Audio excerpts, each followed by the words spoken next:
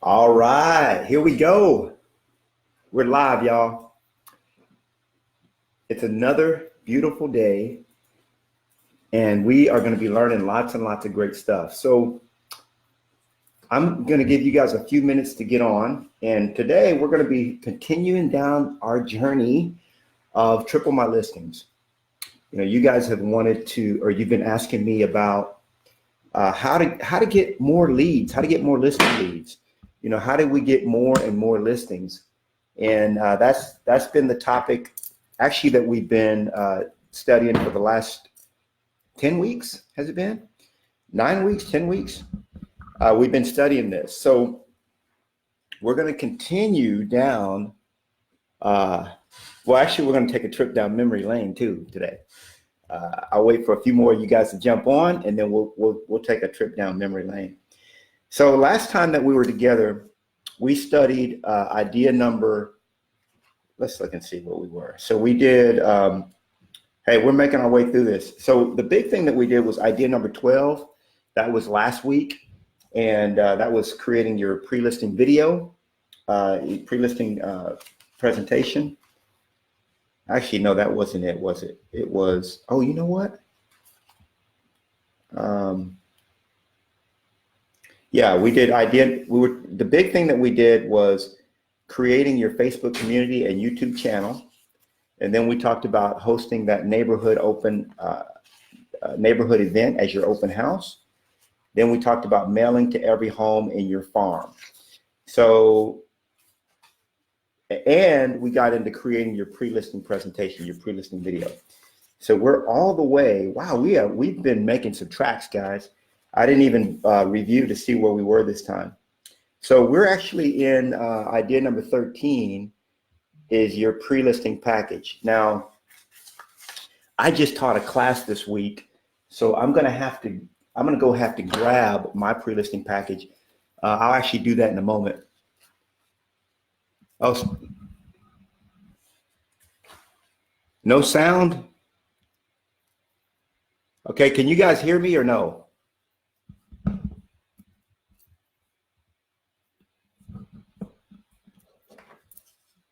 David Speedy says he can't hear. Let's see.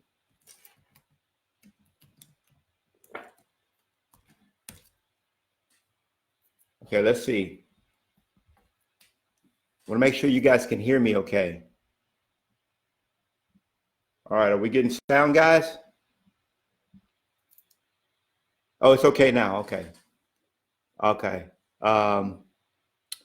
Yeah, so the sound wasn't on my end, I guess, David. You scared me for a minute there. So we actually had a seminar this week, so I'm gonna have to go grab my pre-listing package. Okay, good. Hey, what's the temperature where you guys are? Here it's cold. It was in the 30s this morning. What's it like where you are? Let me see what it is now. 43 degrees in Austin, Texas.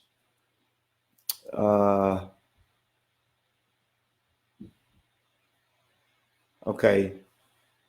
Ooh, Atlanta, Georgia, 70. Sonia, you're making me jealous. Whew. All right, we're gonna do a couple of things before we actually get into our pre-listing package.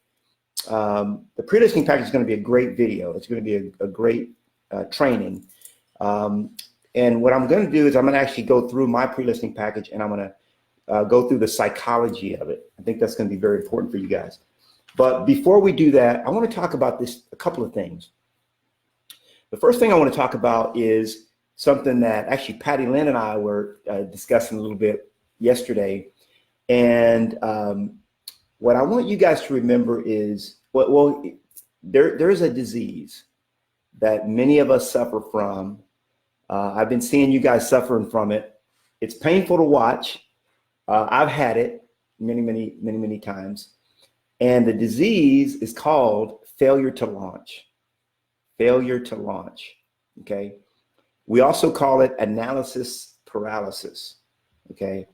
Remember, perfection is the enemy of progress. Perfection is the enemy of progress. And so I'm going to give you a little trick that I use that has helped me get off the fence of wanting to be perfect. So when I got into real estate, I was scared to death to go out and sell houses. I mean, I got my license. I was excited about that, but I had to make it happen. See, I had just come from a failed company. This is a company that I started with $1,800 and that I got from friends and family. And the company was doing really, really, really well. I started the company when I was 23 years old. And I'm going to take you down history a little bit, memory lane here a little bit. So this is me when I first moved to Texas. This is me right here. This is back. That's back when I had hair, y'all. So that's when I first moved here. I was 18 years old. So then maybe about a year later, that's me working in my first office job. That's back in the day. There used to be let me see if I can see it here. There used to be a dot matrix printer. I think that might be it right there. Dot matrix printer. Some of y'all don't even know what that is. That's back in the day. And so I started a company a few years after that. I married Josie, and I started this company. Okay, hold on. Judy Honeywell says it's in the 60s. And David Speedy, it's 44 degrees where you are in New Braunfels. Hey, David, you going to Worst Fest or what, man? What's up? I'm probably going to be going this year. Worst Fest is a big German festival, guys, that is in the New Braunfels area every single year. I haven't missed a year yet. I've been doing it for many, many years already. So anyway, but it's going to be cold. I don't like the cold weather. So anyway, when I was 23 years old, I started my very first business. And by the time I was 26, and this is an interesting story. So I wanted to buy a house. Okay. Now the reality of it is I really didn't want to buy a house. Okay. What happened was Josie and I were renting. We were renting a house and we were renting a office. So my office was about 3,000 square feet. And I was paying $3,000 a month for the office. And the house, we were paying $460 a month to rent a house. This was back in 96. Okay.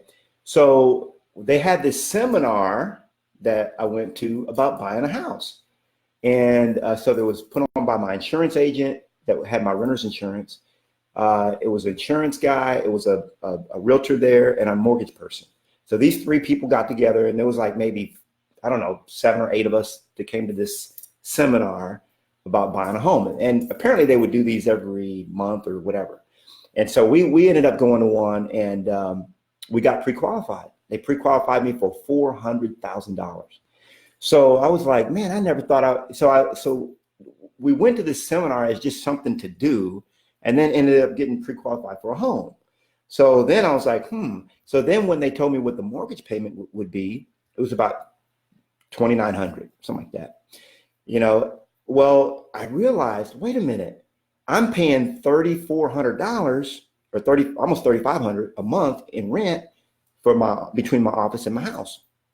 So what if I could buy a house that was big enough to where I can combine the two? Then, I could have the whole shebang, right? And I got to thinking to myself, I said, well, do I really want to work from home? Then I thought of something. I said, you know what? The president of the United States works from home. Why shouldn't I? Right? So I went on this journey to figure out what kind of house I wanted. And this is what actually went through some memorabilia in the attic this week because I'm actually working on a new company, and I'm putting a webinar behind it where I'm talking about some of this stuff. There's a practice that I've done since I was 18, I guess, probably done it even before then. It's called imagination activation. Imagination activation, not even something I teach, but it works. Imagination activation is where you see a vision and a dream, and then you bring it into reality. And the truth of the matter is that's how all things manifest in this realm. Okay. God, everything that exists in this realm existed first as a thought. Okay. Even you existed as a thought. You were a thought in the mind of God. and then you became manifest in flesh. So what I would do is I would put my thoughts down on paper. So I still do this. So see if you can see this. It might be hard to see with the lighting. Here, let's see. All right, so okay, yeah, I think you can see that pretty good. So it's a little hard to see, but this is the first sketch that I ever drew where I was doing this activation here. You can see it better like that. So I put down, okay, this is what I want my office and my home to look like. Okay, so here's what I wrote. I said I want my home to be 6,000 to 10,000 square feet. I want a 7-bedroom house. I want 3 living rooms, 5 bathrooms. I want to have a kitchen, large kitchen, 2 dining areas. I want to have a pond on the property, an office building, and so on. Look, if you're going to dream, why not dream big? What's the point in dreaming small? You're going to dream anyway. Look, if you're going to go to bed tonight and dream, why not dream big? What's the point in dreaming small? Then I said, okay, this is what the specs that I want from my office. Okay, so that's what the first thing I did. Second thing I did, now I had been learning this stuff from my uncle who taught me this stuff many years before I started using it in this way. So then I said, okay, what does that house look like? And so I drew a sketch of the house. This is what my house is going to look like. Okay, that's the house I want. So once I had it clear in my mind, what I did was I took these pictures, just like I do now. If you could see my walls, they're covered with vision. And I put them there and said, okay, this is what it's going to be. Now, a few months later, what came on the market, now remember, I was pre-qualified for $400,000. What came on the market was this bad boy right here. Okay, that's the house we ended up buying. Okay, that's the house that I manifested through imagination. It's called imagination activation or imagination creation. There's another practice that I use called time bending. Okay, and I'll tell you about that. One day I'll teach you guys about that. So look at this. Is this eerie or what? This is just too crazy. So this is the house that I envisioned. Okay, I got the light in front of me off so you can kind of see this. And this is the house that I ended up getting. Okay, is that crazy or what? See that? That's what I drew. That's what I got. And this house was exactly 6,000 square feet. It was $399,950. Okay, $50 less than what I qualified for. And I didn't have the money to buy it. I did not have the money.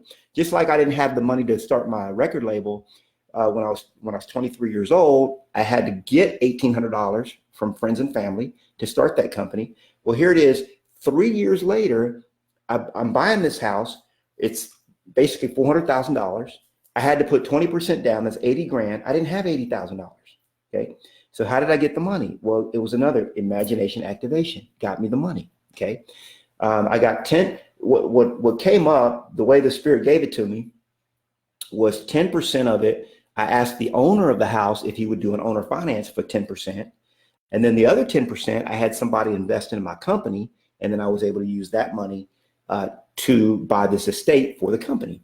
So I'm telling you guys, God's got some creative ways about himself to get things done. And you're like, oh, I don't have any money. I can't do it. God don't care nothing about no money. If you're meant to have something or something's is meant to be, it will be. That's it. Bottom line. So we're talking about. Hopefully you enjoyed that story. One more thing that I wanted to share with you.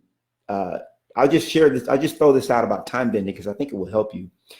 Time bending is this. So most people would work their whole life and not achieve or not have a house like this. Okay. Now I've already checked that box. So my wife and I do not really want another 7-bedroom house. I mean, it's a lot to clean. I mean, there's pros and cons to everything. But here's what happened. You couldn't even make this stuff up. So we move in the house. I'm 26 years old. Okay. We're unpacking. It was December of 1996. It was a little bit cold, but we had a relatively mild December. And so I'm grungy, guys. You know, I'm unpacking boxes. I'm moving stuff in the house. And mostly I'm concerned about moving all the stuff into my office because I've got employees that are working out of a wing of the house. So they worked on one side of the house. So this is the house here, and all my staff worked in this whole section of the home on this side. Okay. So, but what happened was the previous owner, told me that he was leaving a tractor on the property that he had sold to another person. And if it was okay to leave the tractor there because the guy was going to come in a couple of days and pick it up. I was like, man, it's cool. It's no problem. You know, he's lending me 10% toward my down payment. Nope, it's cool. He's carrying back a note. So the guy's name is Lloyd, the previous owner. And so I said, Lloyd, it's cool, man, no problem. So the guy shows up, the farmer, and they told me, hey, you know, the farmer's here. So I go out to meet him, and I'm about as grungy as you can get. You know, we've been moving in for the last 2-3 days into this big old house, and stuff is in chaos. So I go out there, 26-year-old punk kid goes out there and meets this guy. He's probably in his 70s, crusty old Texan. If you ain't never seen a crusty old Texan, let me describe him to you. Had an old straw hat, big old fella, okay? He had overalls on, some dirty old overalls. I mean, this guy looked like he had been working on the farm for the last 20 years nonstop, okay? And so I went out there to meet him all the way at the front of the property, 10 acres. And I'm not, you know, I'm looking like I look. And the guy looks at me. He says, hey, may I speak with the owner? And I looked at him and said, well, I'm the owner, you know. He looked at me. I mean, this is crazy. He looked at me like this. And then he looked at the house. And then he looked at me again. And he looked at the house. And I kid you not, this is what he did. He put his head down and he just shook it like that. Just shook his head. I mean, the guy looked like the most miserable man on earth, just shaking his head that way. He looked up at me and he said, son, a man can work his whole life and not have something like that. And he looked off in the distance at the house that I had just bought. Okay. And what he was saying was, here it is. He's in his 70s. Probably been working on a farm since he was 8 years old. His parents probably told him that he had to scrape and scrimp and work hard. Boy, you got to work hard in this world. It's a hard world. It's cutthroat. You got to work hard. You got to get out there and get it. You got to hustle.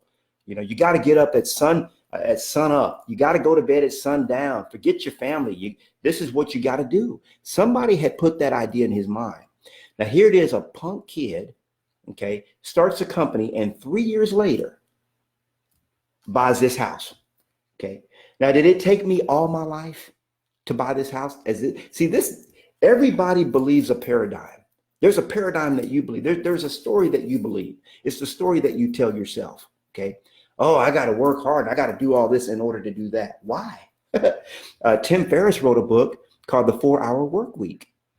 And in that book, he threw out the whole concept of the fact that you could work 4 hours a week. Okay, something that many people do not believe. And I actually took my real estate practice to that. I was working 3 hours a week in my real estate practice for the last 3 years that I was an active agent. And so it's called time bending. So all time bending is it says it's a principle, because see, God doesn't operate on time. Time is a principle that is within this realm that we're in. See, there's no real such thing as time.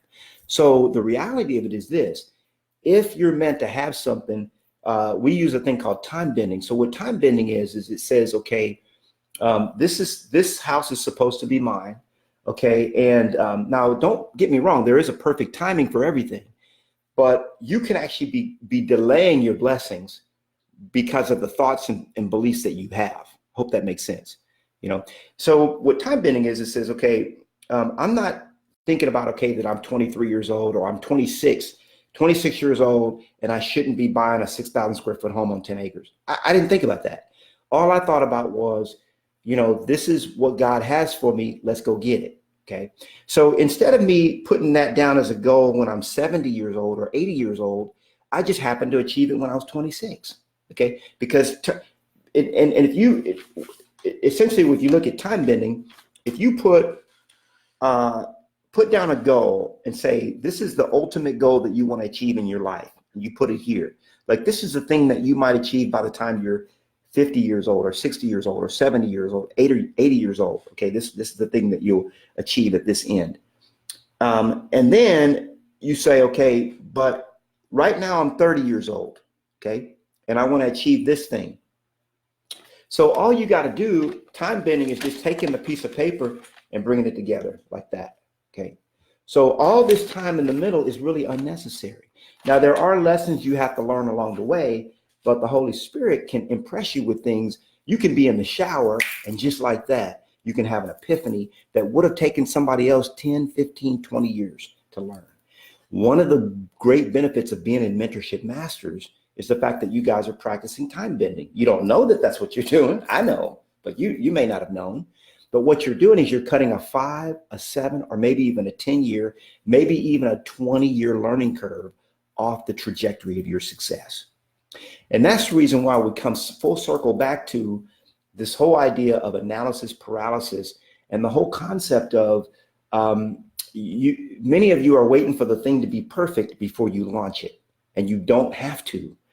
Things weren't perfect in my life before I bought that house. I didn't have the money to buy it, and when I got into real estate, I was scared to death to get out there and sell. So I wanted every single thing to be absolutely perfect before I went out and started selling, okay? Well, what I've learned since then is that there's another way to approach this thing. It's not that you go out half-cocked. I'm not teaching that. But what you can do is you can go out with the Holy Spirit behind you and say, you know what? It's not perfect. It's not the way I want it to be, but it's good enough. Let's go. Let's go, right? And when you launch out, there's a little known trick, okay? And I want you to write this down because it's very important. It's a very little known trick that I use every single day. It's called tweaking, okay? Very little known trick and underutilized.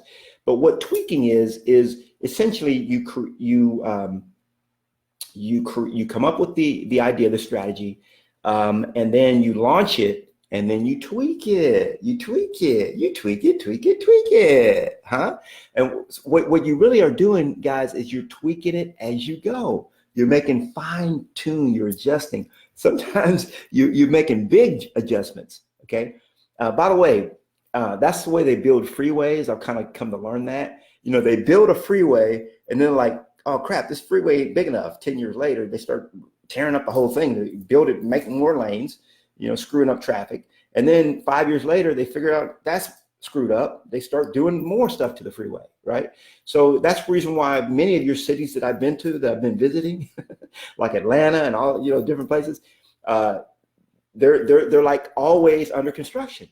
It's called tweaking. It doesn't mean, see, the city didn't wait for everything to be perfect before they built the freeway. They built the freeway and then they adjusted it later, okay? That's the gift that we have in this business. So hopefully that has been good for you guys. Hopefully you had some ahas with those with those stories. Hope that's been good for you. Let me know if it has. I see a few wows.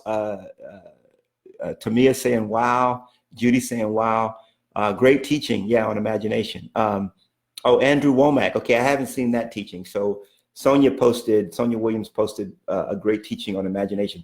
I'm telling you guys, every single thing that exists in this world, even the computer, the MacBook that I'm using right now, existed in the mind of someone before it manifested in reality. And why not allow things to originate in your mind? And you can have a life as big or small as you want it to be.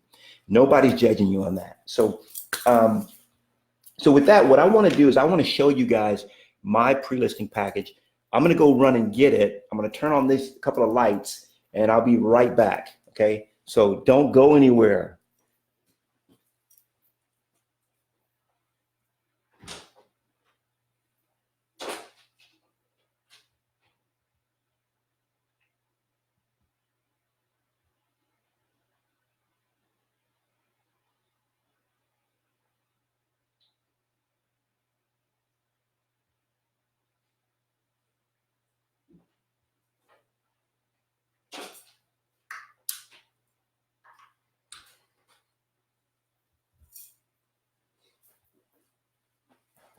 What's up?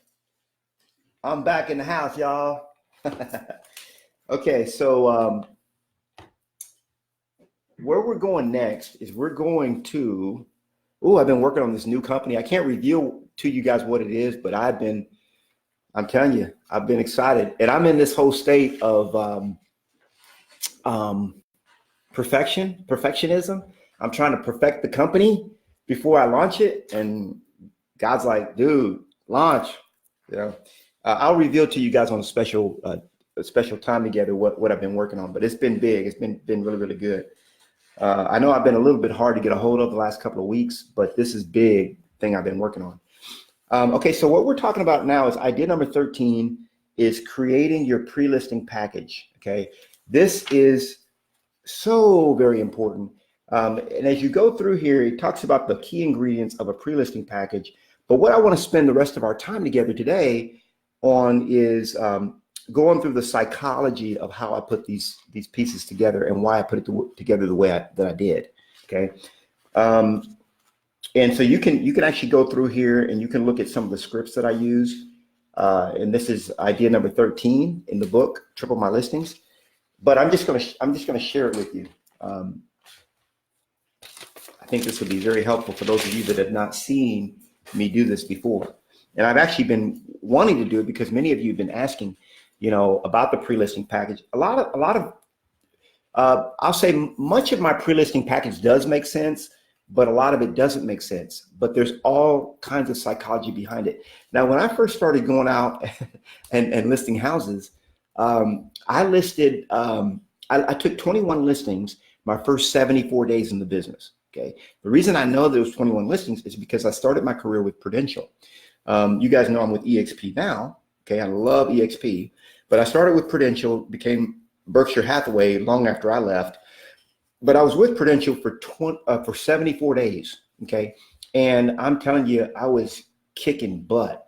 In fact, my original mentor, the guy that taught me much of what I learned in the early days, that allowed me to take that kind of volume, Arnold Solis, I was just talking to him yesterday. We were kind of kicking around the old days, But when I first started going out and doing listing appointments, I was so into this perfection idea that it had to be exactly perfect. I was 33 years old, and I had just lost everything. That big house and everything that we had bought, and that I enjoyed and loved, lost it all. Okay, lost the property, the house, everything. Why? Because MP3 came along, digital, and it changed the entire landscape. It's just like, yellow cab in New York used to be all you'd see is yellow cabs. Now Uber is really, they're fighting over turf over there.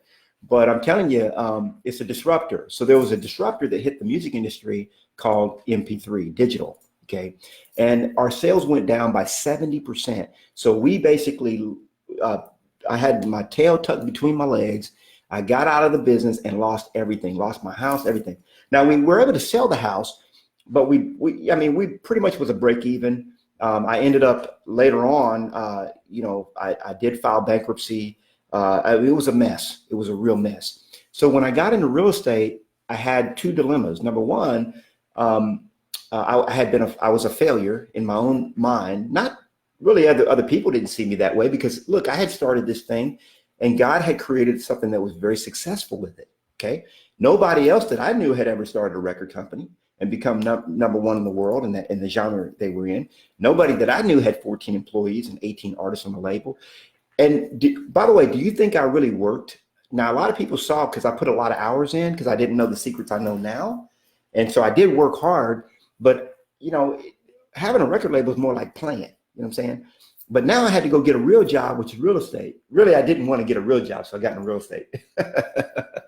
And so, but I wanted to do well because for two reasons. Number one, I needed money. I needed money, y'all. I mean, I needed money bad. I need money, money, money. Hey, by the way, it's so funny. My wife and I were laying in bed this morning, and we were just joking about because our refrigerator went out yesterday. The refrigerator went out. So, I mean, now y'all know refrigerator full of fruit. So not that much stuff was going bad, but we had a lot of frozen fruits and different things in the freezer. So I had to box them up and take them to my sister-in-law's house and all this. So Josie was out looking at refrigerators. And so we were at it. We're like, okay, now, by the way, I got this refrigerator. It was another manifestation. I know I'm telling a lot of stories, but these stories I want you guys to see what's possible. Okay. I remember we needed a new refrigerator last time. Okay. Oh, God is so good. I got to tell you, last time we needed a new refrigerator and we really weren't quite up to snuff. This is in 2004. And I was still licking my wounds from the failed business the year before. And I had hundreds of thousands of dollars in debt, hundreds of thousands of dollars in debt. Okay. And so it just so happened that this guy, we sold his house and he was like, I was like, man, what are you doing with your refrigerator? Because he had already moved out of state. He was like, man, I don't know. You want to buy it? I said, yeah, I want to buy it. And I said, how much you want for it? And so we bought that refrigerator for $700, I think. And we took it out for sale of the house because I didn't have cash. I didn't have $700. You know, I was fresh in the real estate business. I was doing a lot of sales, but I had a lot of debt I was trying to pay off. And other things were going on. Some of y'all can't relate to me because you live in lush, you live in the big life. Maybe you don't remember what it's like to be in feast or famine, but that's where I was. And so God blessed us with this refrigerator. Now this refrigerator was a 2004, I guess, 2003. The guy had just bought it, okay? And I bought it like within 6 months, I guess, when he bought it. And here it is, 2019. 15 years later, the refrigerator goes out. So here we had this thing for 15 years. Now our washer and dryer is about like 20 years old. Okay. They call me the king of the non-upgrade, the king of the non-upgrade. I hate upgrading. You know, if it works, let's roll. You know what I'm saying? My car, you're going to get a kick out of this. My vehicle is a 2000. Okay. Let me say it again. But the car that I'm driving right now today is a 2000. I can hear you laughing. Okay. It has a cassette deck in it, a cassette deck. Okay. So essentially it was before CDs came out. Okay. Now guess what? I'm about to go buy another car and it probably won't even have a CD player. I'm going to skip CD altogether. And we had a hailstorm on our house. So the insurance company came out, they totaled the roof. And today, like today, it's Halloween today, we're having the roof replaced. Okay. So here it is. Josie and I are laying in bed and we're like, look, we're getting a brand new roof. I'm getting a brand new car. Maybe not brand new. I buy pre-owned, but I'm getting a new roof, getting a new car. We're getting a new washer, getting a new dryer, and we're getting a new refrigerator this week. And people were like, well, the sales are going on Monday. You know, why don't you wait till the sale? And I'm telling Josie, I'm like, we don't have to. We're not at the level now where we have to wait for sales. We used to be there. Oh, we got to wait for the sale. When's the sale coming out? How much is it going to be? Well, let's look at the price. Let's shop. Now it's just like, look, if a person makes a little bit more profit, like it's $300 more over there, it actually would. See, I'm $1,200 an hour now. That's my time is billed out at $1,200 an hour. Okay, so if somebody wants to sit down with me and have lunch, it's a lunch to sit down with me is $2,000. Okay, to sit down and have lunch with me for 1 hour. Okay, so for a person like me to go to Best Buy, then go back to Home Depot and spend 2 hours trying to save $300, it's not worth it. Okay, and we can buy everything cash. Okay, but we had to get to that point. Okay, that's where I'm taking you guys, to where you can just laugh about the idea that you're buying all this new stuff. And now the roof, we didn't have to pay but a deductible, but everything else we're paying for. And it's just funny. It's just funny how God did it. But most things in life are bad timing. But I got to tell you something. When you're flush with cash, which I'm trying to get you guys to be rich. Some of you guys are fighting me on it. Oh, Knolly, I don't want to be rich. I just want to have a little bit of money. Well, try rich for a little while. You'll like it. I guarantee you. I tried broke. I didn't like it. Okay. Now let's get into this. This is another thing that's going to help make you rich. So I started this story because I want to tell you that when I first got in this thing, I thought everything had to be perfect. My pre-listing package had to be perfect. Everything had to be perfect. And so I started, God help them, the very first people that I went and listed, I had a PowerPoint presentation. Now, if you're still doing this, please stop. If it's working for you, it's working. Okay, I'm not going to, Somebody told me one time, don't yuck my yum. I'm like, okay, whatever. Okay. If it's yummy to you, you love it, I ain't gonna yuck it. Okay. But I used to do a PowerPoint presentation. People like nodding off, like, it's like, dude, can we sign the paperwork or what? So what I've done over the years, I've had listing packets that were 80 pages, 70, 50. I've seen them that were 100 pages. Okay. You don't need that, guys. If you have your book, remember, you're going to have you're going to have your own book. Okay. You're going to customize it and make it yours. Okay. And so the book is what has all the information about you. You don't need to overdo it with your pre-listing package. These are the key essential ingredients in a pre-listing package for psychology purposes that really get the attention. Now, I put mine in a yellow envelope. We've talked about this before, but some of you guys, it bears going over. I think David Speedy has the best rendition of this that I've seen so far. Haven't seen all of you guys' pre-listing package. But I like to put it in a yellow envelope like this. I get these at Got Print. I'm sorry, scratch that. I don't get them there. I get them at Uline, Uline. Uline.com has these yellow envelopes. And I usually like to have this pre-listing package at the house the day before that I'm going on the listing appointment. And I like to have my book in there with it, okay? So it's got my book and this. And then I send them a link to my pre-listing video. I want them to watch the pre-listing video before we ever meet. That's critical. They need to watch that first. So in here, we've got a cover sheet, okay? The cover sheet, all it's doing is making a statement, okay? By the way, this is something that most people don't know. This is actually a sticker. So you could actually peel this off. See that? And you could actually stick this somewhere, but nobody will ever do that. I just had them printed on sticker stock, just because if I ever wanted to use a different kind of packaging, like a box or something, I could actually take this off and stick it on a box, and then it would be, really cool looking, if you will. Let's see if I have an example of kind of box. Like if for example, if you wanted to send this, which I don't recommend, but if somebody wanted to mail this in like a priority envelope or something like that, then you could stick this on the outside of it and because it's a sticker. So, that's just the kind of stuff I do. I know people don't usually take it to the level that I do because I'm crazy that way. But that's the kind of stuff that I do. And I feel like, thank you.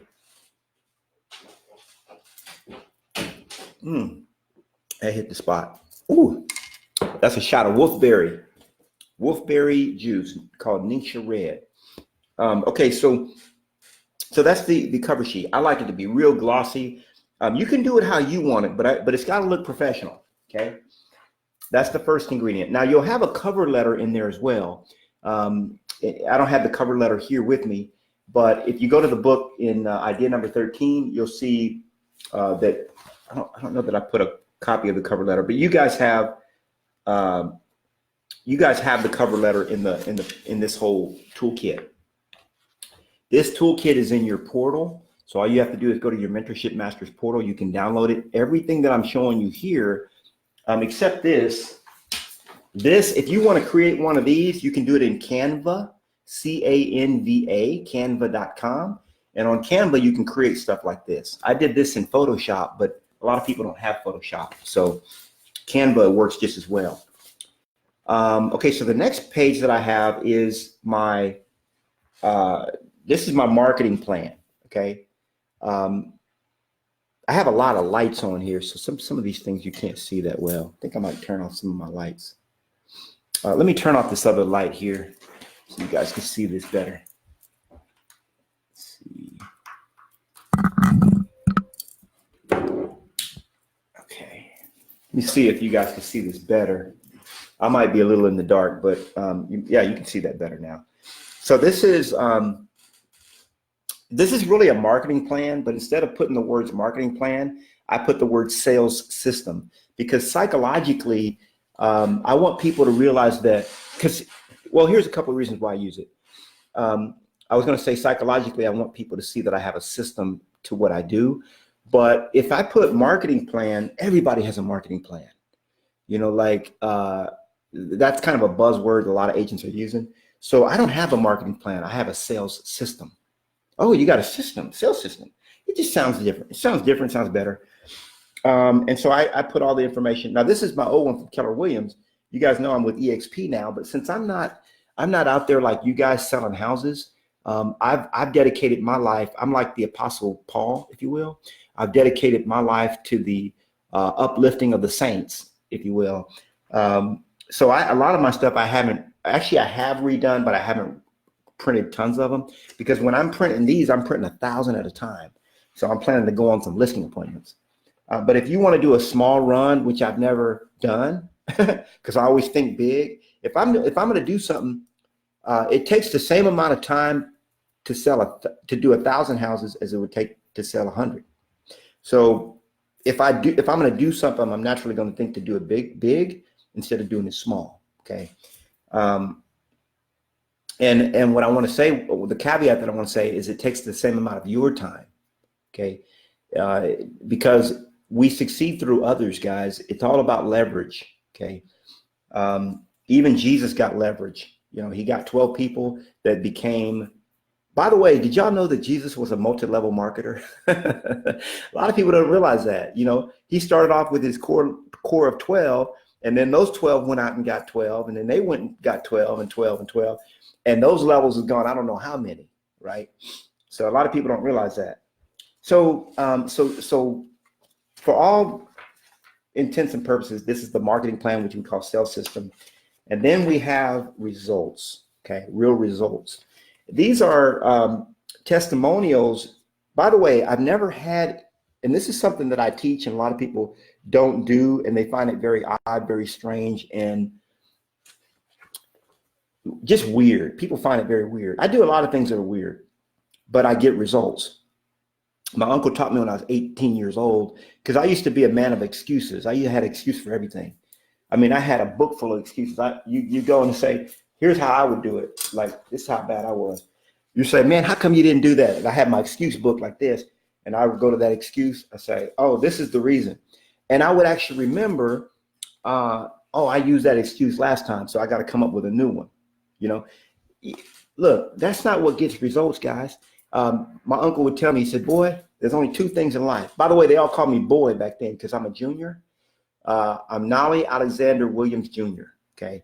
And so some people's like, man, did you pick Knolly? I'm like, why would I do that? Like, is Knolly a nickname? like I don't have better sense than to pick a better name than that, you know, nickname. So I'm a junior, and they call me boy because, you know, my dad was Knolly. So just, I guess for confusion, or they just like calling me that. They said, so my uncle said, boy, I'm going to tell you something, boy. There's only two things in life. There's reasons and results. And reasons, they don't count. So I was like, crap. So he got me on this whole concept of actually just telling the truth, being honest. I was teaching a class just the other day, and there was certain things were coming out of my mouth, and I was like, I cannot believe that would just being said, you know, because I'm hard on people sometimes. I'm soft on you guys, but wait till we get on the one-on-one, or we get into when we have our retreat, because we got one coming up next year. We're gonna have a retreat together. It's gonna be you, you know, and I'm not. It just sounds downright mean. Some of the things, y'all know I don't have a mean bone in my body, but some of the things that coming out of my mouth that this day, a couple weeks ago, I was teaching a class, they just sounded really, really mean. And I was like, man, I almost started feeling sorry for the people in the audience. And so, because it was the Holy Spirit, see, I'm a channel for the Holy Spirit. I give him the reins. I used to fight this. And when I would fight it, this is what would happen. When I would be up speaking, the Holy Spirit would be dropping stuff on me. And I didn't want to say it because it didn't feel like it would be something that would win friends. Like, there's certain things you can win friends with, and certain things you say, people just ain't gonna like you no more when you say them, you know. And I was like, man, I'm not gonna say that because people ain't gonna like me. But I got this is God's honest truth. When I would give a talk and I wouldn't allow the Holy Spirit to channel, like I'm doing right now today. I had no idea I was gonna talk about all this kind of stuff I'm talking about. Even the stories that are coming up is like, why are we talking about this story? Could we just get back to the material, please? But I got to tell them when they come, you know? So what happens to me is when I fight the Holy Spirit, I feel very, very tired after a speech. So when I get up there and I speak and I get I get down, if you will, or get back from stage, I feel exhausted because I've been fighting the Holy Spirit the whole time. Okay. If I just let it flow, I feel great. Afterward, I'm actually full of energy. I feel like I'm on cloud nine. I feel just like when I'm talking to you guys, like when we're having these weekly talks, I feel like I'm on cloud nine after these talks. And a lot of times I have to go back and listen to them. This is God's honest truth. Every single one of these that I do, I go back and listen to personally because I want to know what I said. People think this is the craziest thing in the world. My wife, she'll see me sitting there. I am going to get back to the material, guys, but I'm a channel. I don't know any way else to say it. But she'll see me just laughing and geeking out, and I'm watching. She said she knows right off I'm watching one of my videos, right? And she's like, I don't understand. Why are you like? And I'm laughing while I'm watching it because it's like funny. Like I don't believe that was just being said right there. You know, I don't feel like it's me saying it. I feel like it's the Holy Spirit that's teaching you guys. So in this class, I was telling them, I said, because I felt really bad for this one lady in particular, that man, the Spirit was letting her have it, but she must have needed it. And so I was just happened to be the vehicle. And so I saw the faces of the people were like, really like, whoa, like, man, he crossed the line. So I just stopped. I said, time out. Because sometimes I think I'm talking to my mentorship masters and I'm talking to a different group and they're not used to Uncle Knolly that way. So I say, hold on, time out. Do I have permission to tell you guys the truth? Raise your hand if I have permission to tell you the truth. And so they start raising their hand. I said, or do you just want to hear what you want to hear? You want to feel good or you want to know the truth? You can pick it either way because I'm good at talking. I'm good at speechifying. I'll just get up here and make you feel good. If that's what you want, you got me for I think it was 2 hours. You got me for 2 hours. If that's what you want, let me know. That's what we'll get. They said, no, we want to hear the truth. Okay. I said, okay, now that I have permission, let's go. And boy, I let them have it. It wasn't me letting them have it, but it was what they needed. It was what God felt they needed to grow. Right. So a lot of times I'm going to be that way with you guys, but that's just the way it is. So going back to this, I do a lot of things that are just downright weird, but they get results. So on my testimonials, okay, now when I teach something, I'm not telling you guys to do this. I'm just telling you how I've done it to succeed. Every single one of these testimonials that you see here, the actual person that is quoted never wrote that testimonial, except for this one. There's one on here. Mary Birch, she wrote that. Okay, but every single one of the rest of these, they didn't write it. Why didn't they write it? Because it's like pulling teeth to get people to write testimonials. Okay, so I have a method. What I do is I just interview them.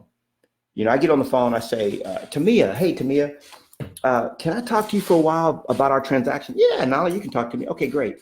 So Tamia, how did the transaction? And I'll start asking questions, okay, about the transaction, and I just take notes. I take notes. And so about 2 or 3 minutes, I interview her. What'd you think about that? What'd you think about, when you saw, or like if it's a buyer, you might say something like, well, what did you think about? I mean, what crossed your mind when you saw the pool? Because maybe they love the pool. That's all they could talk about. What crossed your mind? And then they start telling you. And so you just start writing it down. And then I take that and I re-articulate it into about 2 or 3 sentences. That's the key. 2 or 3 sentences.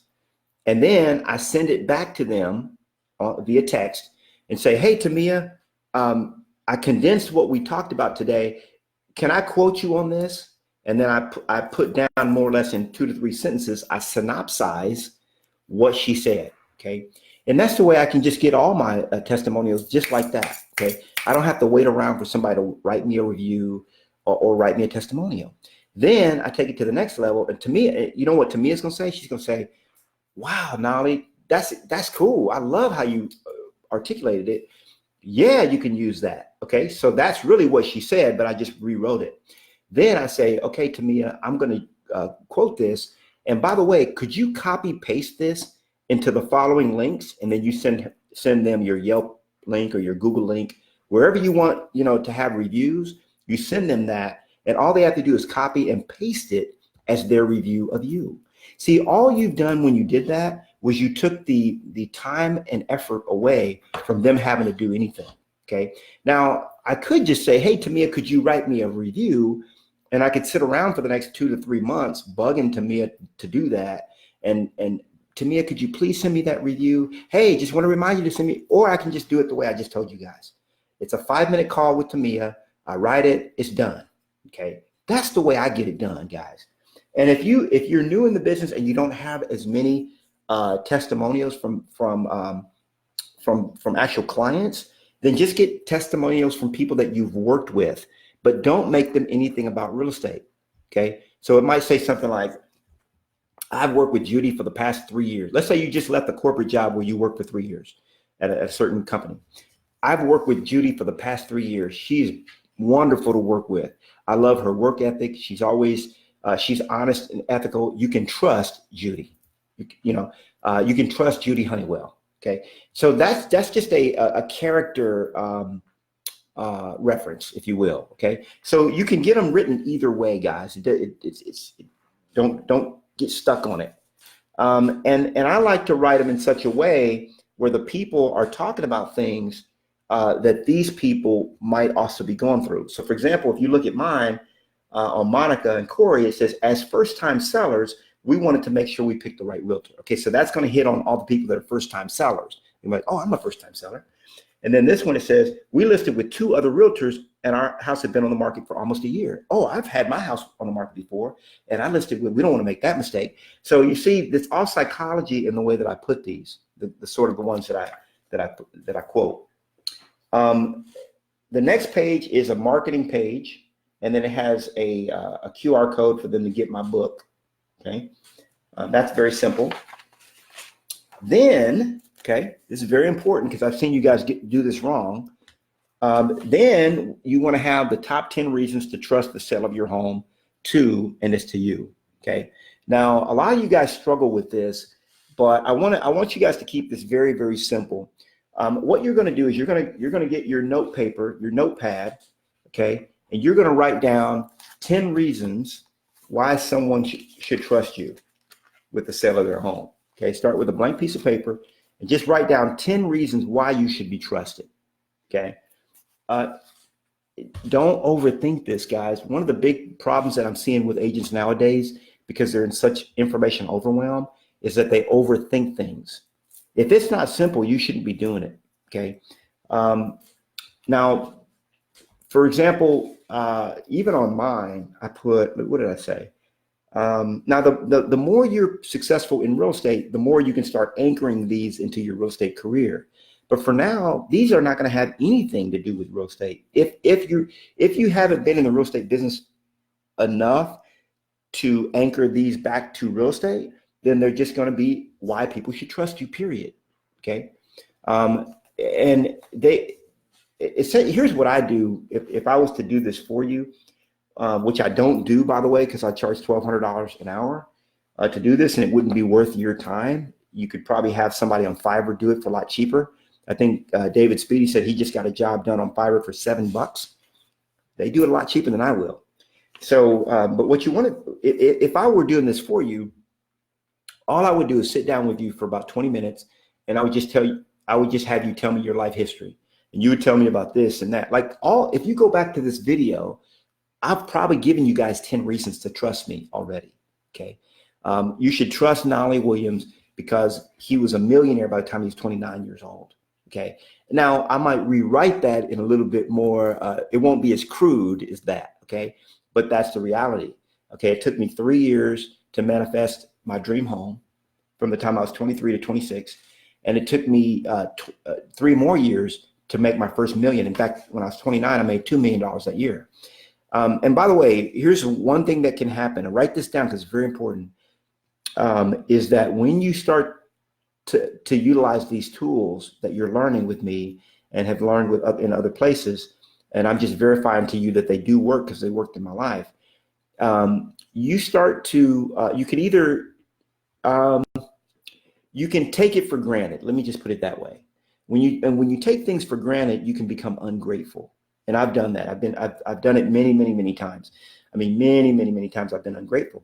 So to me, it's just no big deal. Like, oh, okay, so I just bought a new Mercedes, 550 SL. So what? Now somebody else would be like, man, I can't believe they might hate over it or whatever their thing is. But or I could say, okay, we're putting a new roof on, or yeah, I'm going to go pay $3,000 for a new refrigerator. And like, it's no big deal. So what? Who cares? And I can become arrogant about it. Okay. You could become prideful. I don't slip into pride. And the reason is I used to be very prideful. I used to be a real prideful person. But then I started realizing that being prideful is like taking credit for someone else's work. Okay. That's what being prideful is. So let me give you an example. For example, nothing that I know, there's nothing that I know or have or teach that I actually came up with on my own. Everything is a conglomeration. It's an eclectic mix of things that I've read or studied or gone to classes and learned. Okay. So here's one of my teachers, Russell Brunson.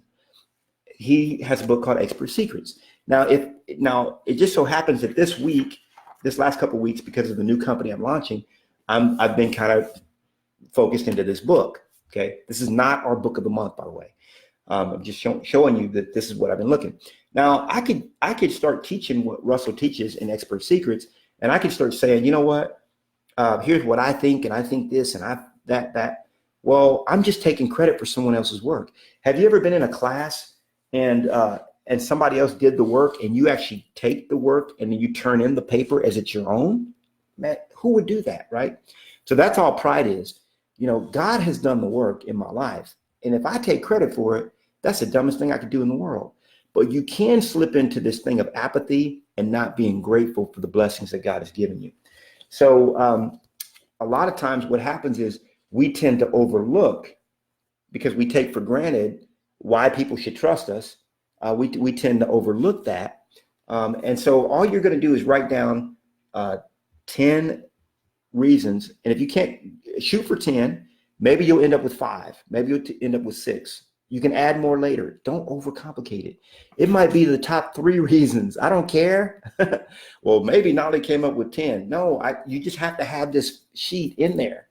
Top 3 reasons to trust me with the sale of your home. That's it. Okay. Now, that's a psychological piece, because you want people to trust you. By the way, I can see we're going to go over by about 10 minutes. So I get your permission in advance to do that, because I want to finish this. I think it's very important. And I don't want to rush through it. And I don't want to stifle whatever the Spirit's putting on my head, my heart. So the next one is the top 4 reasons homes don't sell. This is very, very, very important piece. Now, in reality, you and I know that the reason that a home doesn't sell is typically the price. It could be the condition. It could be price, condition, location, and other factors, realistically. But all those things can typically be overcome with price. Okay. So if a house is near the railroad tracks and the train runs every three times a day, okay, that's going to be that's a condition issue. I mean, a location issue. So, okay, we can't move the house, but we can lower the price and maybe get somebody that's okay with that, because they're getting such a good deal. Just like when you buy a scratch and dent, like a appliance. Hey, if it's scratch, we bought a refrigerator one time for the garage, and it had a big dent in the front. I didn't care. Somebody hit it with a forklift, just wrong. Didn't matter to me. It's going to be a garage refrigerator, right? So I didn't care. And so some people, if you price it right, they won't care about certain things, like the fact that the house doesn't have carpet and the previous owner took the kitchen sinks and there's a big hole. There's some gunshot. There's some bullet holes in the thing. And by the way, yeah, I've had every kind of house you can name. I've had all that and more. Okay. So what I do though is I tell them, okay, there's 4 reasons why homes don't sell. David, here's what they are. It's poor marketing, bad photos, you had a lousy agent, or price. Those are the only 4 reasons your home won't sell when I list it. Okay. Now, when we go back to them later, I go back and I say, okay, is it poor marketing? Now you looked at our marketing plan, our sales system that I use, and remember, and I always ask them, now, Charles, is there anything else that you can think of that I'm not doing? And they typically will always say, no, it looks like you're doing everything. Great. So Charles, when we met, you said that that my marketing plan had everything. Great. Okay. Now, bad photos. Now, remember we took those luxurious photos. We had which I teach, have a professional photographer. We took those professional photography. You guys absolutely loved the photos. You loved every angle. You loved everything about them. Okay. So it's not the photos, is it? Now, Charles, do you have a lousy agent? No, you don't, do you? You got me on the case. So what could be the problem? You see, so all this thing does is it eliminates your home not selling, because when you go back to them, you say, hey, what's the problem here? Well, it's always going to come back to price. Okay. Because they're never going to admit that it's price, but if you give them a range of choices, then they have to say, and all this does, guys, is it says, look, I'm doing my job. You need to do yours. That's what this sheet does for you. That's the psychology behind it. Then I have another sheet. This is one of my favorites. The top 10 questions you must ask any agent before you list your home. Now, I throw this in because, now you don't have to throw this in if you don't want to. I typically do, but you don't want to encourage them to consider interviewing more than one agent, because 70% of people interview one agent before they list. Okay, that's the reason why you want to be top of mind, TOMA, top of mind awareness. You want to be top of mind with your list, with all the stuff that I've been teaching you. It creates that top of mind awareness in their head. Most people only have room in their head for 1, 2, maybe 3 realtors at the most. But there's always going to be one that pops up first, and that should be you. So what I do here is I have question, then I have my answer, the other agent's answer, the correct answer in this column. Did agent answer with the correct answer? And then yes or no. So this is a quiz, and it's my quiz. So down at the bottom, it says final scores, Knolly's number of correct answers. Of course, it's going to be 10 out of 10, y'all, because it's my quiz. It's my quiz, okay? And then it's the other agent's number of correct answers, okay? Now, these questions, people are like, well, what questions should I put? Whatever questions you want. It doesn't matter. Are you part of the #1 fastest growing real estate company in the world currently, which is EXP? Okay, it's the fastest growing. So if the answer, if you happen to be at EXP and you say, you're listening to this, you're at EXP, your answer is yes. Their answer could be no. Okay, if they're not with EXP. So then you go to the next one, the next one, the next one, just like that. Now, you don't even have to have 10 questions. You can have 5 questions, 6 questions. It's up to you. Don't overthink it, okay? Now, the top 10 tips for preparing your home for sale, that's just a checklist for them. And my top tips on showing your home, okay? Now, that's the pre-listing package. Now, there's one other piece that's very important that we cannot overlook, and that's the seller homework packet, okay? Seller homework packet. So the seller homework packet is why my home is special, and they're going to fill out each of these areas, home features that I've enjoyed, the type of person I think would enjoy my home most because of these features, how would you describe your home to a buyer, and so on, okay? Now, when they fill this out, I look at all their adjectives, all their pronouns, their nouns, their sentence structure. I look at everything and I craft, okay, the description of the property.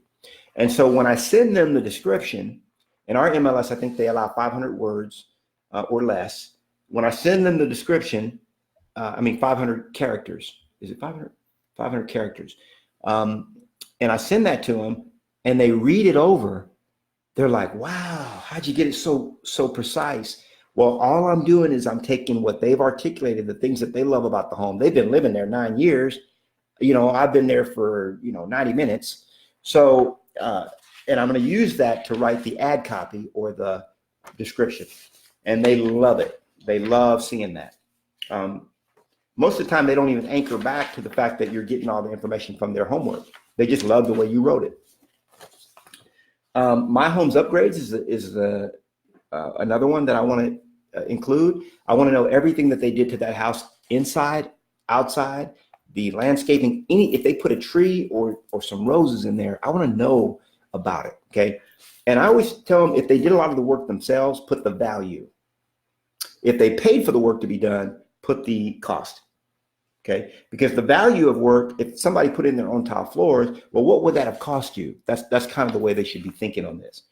Most people will have a much bigger number of what they put in upgrades than they even thought. Okay, and you want to sell that, because if it's between your house, your listing, and another listing that the buyer's thinking, and you say, wait a minute, mine has $17,152 in upgrades. Maybe the other house has upgrades too, but they just didn't bother to list them. So yours comes out and looks better, guys. It's all psychology. And then the last 2 pages is the property information sheet for MLS. Okay, that's this page and this page. And this is just a checklist that I have them fill out to let me know, the features and amenities that are most. By the way, these are the features and amenities that are most. That a buyer is most likely to be interested in. Okay, so if you go to our MLS and probably your MLS, if you were to download a sheet of all the check boxes, things that you could put in, like, does the house have a bidet? Who cares? I mean, like, nobody's going to say, I'm not buying a house unless it has a bidet. Yeah, some people might, but very, very rare. Okay, so all I did was I went through we have like a 13 pager, or we used to have a 13 pager at the time I created this. And I said, man, nobody cares about this. Nobody cares about that. Nobody cares about, and I just came up with the main things that buyers are actually caring about. And I put those as the features and benefits that are on this checklist. Thanks. So that's very important. So what is this? This is melon juice. I'm not sure if it's honeydew melon or sugar kiss melon. Fresh, not squeezed, but blended. That is good. That's the original milk, y'all. One day I'll tell you Israel, they say, is a land flowing with milk and honey, but the milk was not cow's milk. Okay, so it's an interesting fact. You can Google it. The milk they're talking about in scripture is the milk that comes from figs. Okay, because back then they used to have, still even today, when you cut the figs, all this milky stuff comes out of them. So when in the land of milk and honey, it was figs and honey. Okay, so even the Bible is on the fruits and all that. All right, so this is the pre-listing package. I just went through with you guys all the psychology behind the pre-listing package, why I put it together the way I did, the key ingredients in there. Because what you're doing along the way, the whole key to this game is getting people to say yes. Okay, and if you get people to say yes enough, let me turn my light back on so you guys can see me better. So if you can get them to say yes enough before they meet you, let me say this again, it's very important. A lot of people miss this. The more yeses you can get before they sit down with you, the better of a chance you get of walking away with the listing. It's that simple. If I can get 20 yeses before the person ever sits down to meet with me, they're already sold on me. And that's what my pre-listing package does. That's what my book does. And that's what my pre-listing video does as well.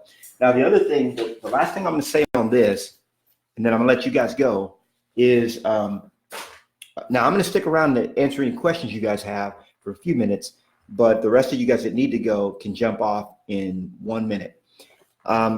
With this, what you want to make sure you ask them to do, your assistant will really be asking them to do this, by the way. And I have this whole new system. I can't spill the beans. Should I tell him? No, we can't tell you yet. All right. So I have this whole new system where you guys are going to be able to have an assistant without paying for it. So I can't tell you more than that right now. But what you want to do is you want to make sure that they have this filled out with 2 keys. Okay. So when your assistant calls them, says, okay, when Charles comes out tomorrow, make sure you have the homework packet filled out with 2 keys. Okay. Now, when you get to the listing and you see the homework packets filled out and there's 2 keys there, what's that mean? You got it. You got the listing. See, so it's a done deal. All psychology, guys, and it's not just psychology to get them to say yes, but it's also because yes, by the way, is the right decision. You're getting them to make the right decision to hire you to sell their home. Okay, but it's also good information for them so that they know how homes get sold the right way. All right, that's it, guys. That's all I got for you guys today. I love you. Mwah. You brought me out on Halloween. Have a safe one out there if you're out and about with the kiddos, or if you're just going out yourself. You have fun. Keep it safe. I love you, and I'll see you next week. So sayonara. I'm going to stick back, though, because I did see some comments come through. For those of you that still want to jump on, if you have any questions for me, I'm going to go through these comments. I'm going to mention them, and then I'm going to jump off. So love y'all. Okay, so by the way, I hope this has been good for you guys. I know I told a lot of stories today, but it was fun. I like that. David Speedy says, since using Knolly's pre-listing package, I haven't lost a single listing once I got the appointment. Woo-wee. Hold on, I got to quote that, David. I like that right there, man. Copy, paste, done, quote, good. Okay, so since you started using it, by the way, I should say this. I think it's very important to piggyback on what you're saying there, David. If you're good without a pre-listing package, because I did this for years, guys, without a pre-listing package. And I would even tell other mega agent friends of mine, man, I don't need no pre-listing package. Boy, I'm Knolly Williams. I come in and get it done. But they would just shake their head because they didn't know they knew how much a fool I was being, but I didn't know. You know, I was getting into cocky mode. Like I just go out in there and get it done. But what I didn't realize was I was taking about an extra 30 to 40 minutes longer than I needed to, because I had to do everything that the pre-listing package does. I had to do that before I had to do that at the appointment, which I no longer have to do. And the second thing is, if you're good without a pre-listing package, you'll be on fire with one. Okay. So if you're like, man, I'm good without a pre-listing package. Well, you're going to be on fire once you get one in. Okay. Okay. So, Sam says he loves his tape player. Yeah, boy. What's up? I was on a webinar Tuesday of this week, and I was teaching, and I said something about are we taping? I meant to say are we recording, but I said are we taping? And you know that just showed my age right there. Hey, you just gotta laugh, guys. It's a fun world we live in. Yeah, Judy says rich is better than broke. I guarantee you that. You know, when God created Adam and Eve, he put them in a garden, and he gave us dominion. It means that we were over all things. He gave Adam dominion over all things. Okay. Now what we did was we turned dominion back over to the enemy when we decided to fall, the fall of man in the Garden of Eden.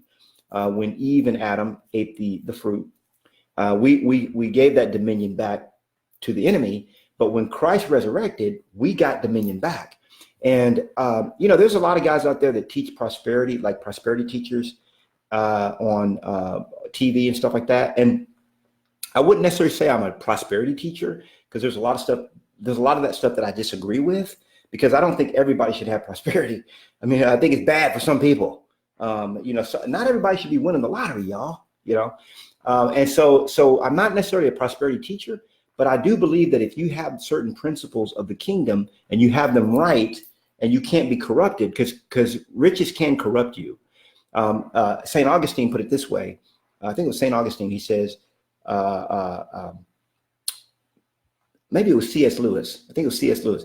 He said, money is a good thing in the hand. Money is a good thing in the hand, but a terrible thing in the heart. Money's a good thing in the hand, but a terrible thing in the heart. So yeah, and that's what I believe. So pre-listing package, order the envelopes on Uline. Patty's talking about that.